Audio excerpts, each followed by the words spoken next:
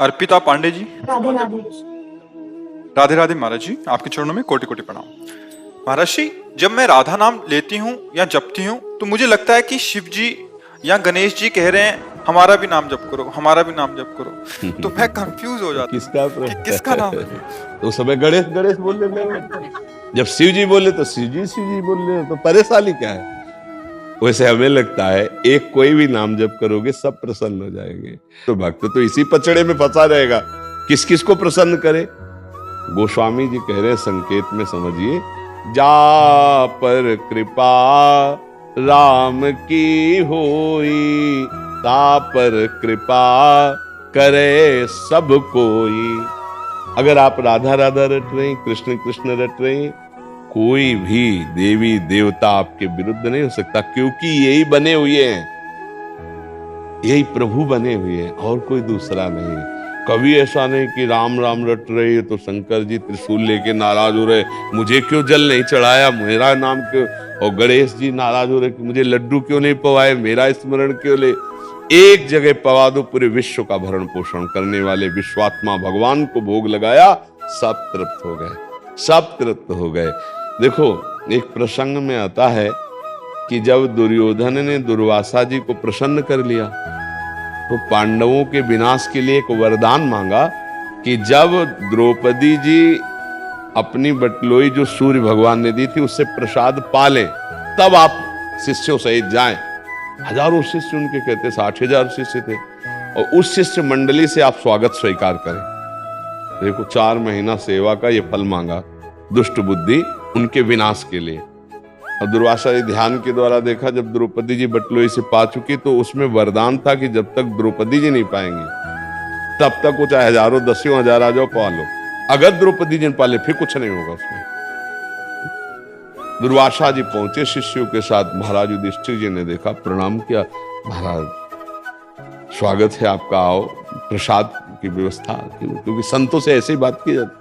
तो उनका मैं आता हूं प्रसाद पाने, यमुना स्नान करके थोड़ा अपना नित्य कर्म करके आ रहा हूं। युधिष्ठिर जी कांप गए कि इतने शिष्य हैं, कंदमूल फल भी इकट्ठा नहीं हो सकता।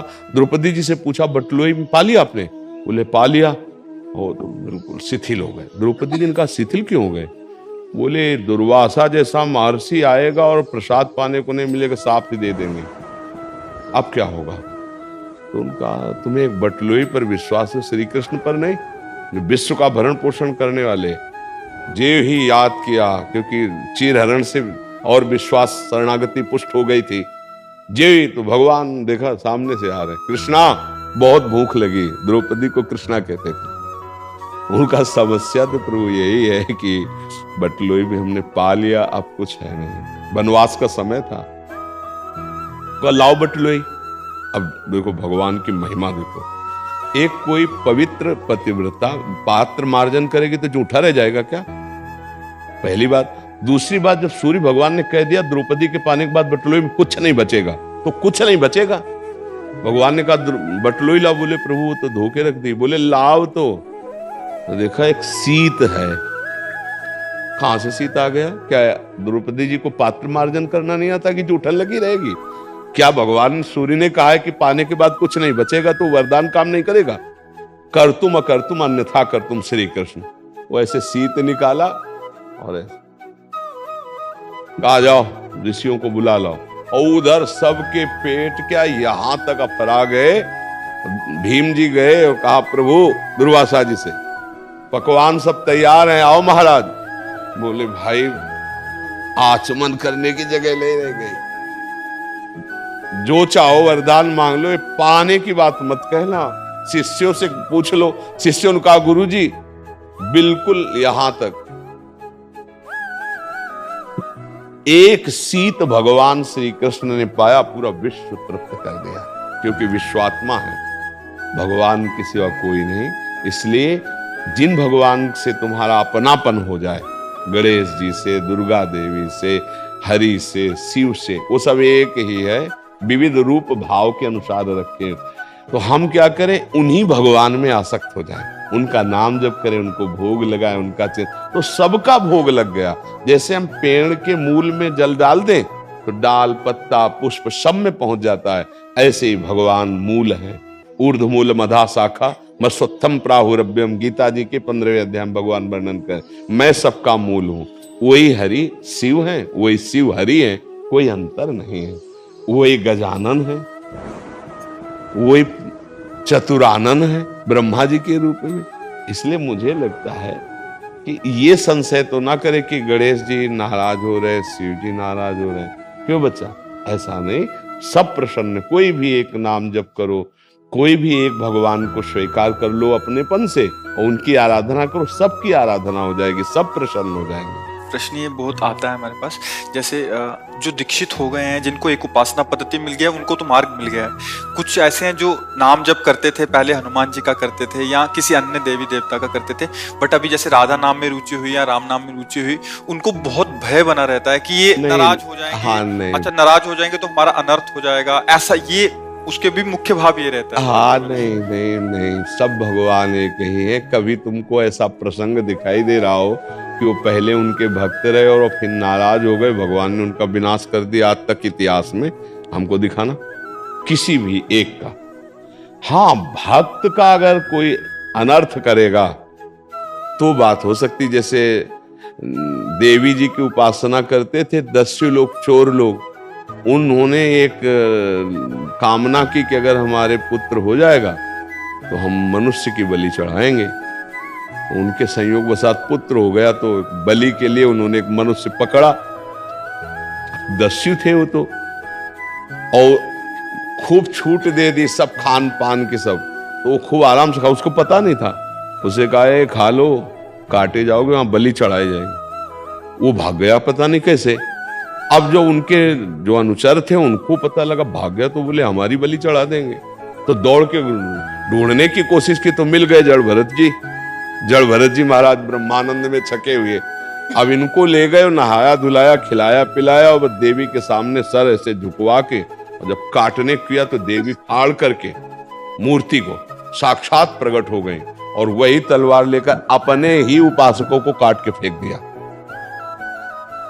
जड़ भरत जी ने ना एक बार देवी जी को प्रणाम किया, ना धन्यवाद दिया।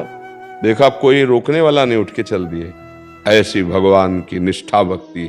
भगवान के भक्त को यदि कोई अनर्थ करने लगे तो उसी का इष्ट उसका नाश कर देगा। अब आप देखो, देवी जी के सामने जड़ भरत जी का गला काटने, तो देवी जी को प्रसन्न होना चाहिए कि मेरा भक्त तो ये है, ये तो है नहीं, पर समझ गई ना, इतना क्रोध आया कि मेरे इस महान भक्त को ऐसे, तो काट के अपने भक्तों को फेंक दिया जो चोर लोग थे। भागवत में प्रसंग पढ़ के देख लेना। इसका मतलब है सत्य की उपासना, भगवान की उपासना करोगे तो सब आपके हैं, आपका कोई भी बाल बांका नहीं कर सकता। नहीं तो देवी जी की आराधना करने वाले वो लोग थे, जड़ भरत जी तो नहीं थे ना। फिर क्यों जड़ भरत जी का पक्ष लेकर के देवी जी ने उनको मार डाला? क्योंकि एक महान भागवत की हत्या करने जा रहे थे। तो हमें लगता है कि सब प्रसन्न रहेंगे, कोई नाराज नहीं रहेगा। जो पहले नाम जप कर रहे थे उसका फल ये होगा कि श्री कृष्ण नाम में, राधा नाम में आपकी प्रीति हुई है, ऐसा भाव रखिए।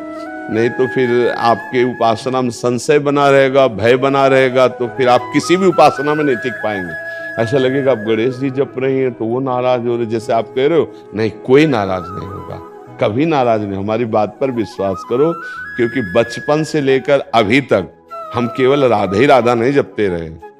अरे बचपन में थे तो ब्राह्मण के घर जन्म हुआ था तो नैष्ठिक ब्रह्मचर्य गायत्री अनुष्ठान, आगे बढ़े तो फिर महावाक्य, फिर संन्यास।